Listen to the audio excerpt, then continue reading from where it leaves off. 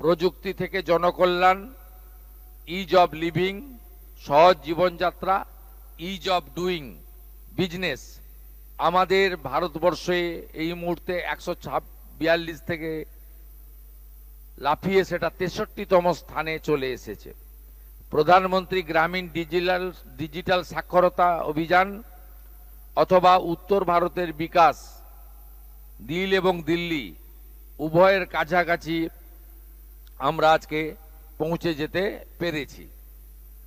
এর বাইরেও digital payment এবং অর্থনৈতিক শক্তি, এর ফলে স্বচ্ছতা এসেছে।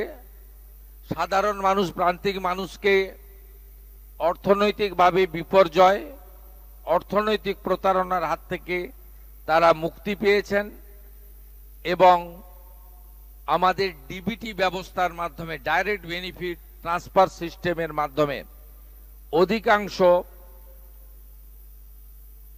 সামাজিক কর্মসূচি সহ তাদের যে অধিকার, সেই অধিকার কার্যকর হয়েছে একটি স্বচ্ছতার ব্যবস্থার মধ্য দিয়ে।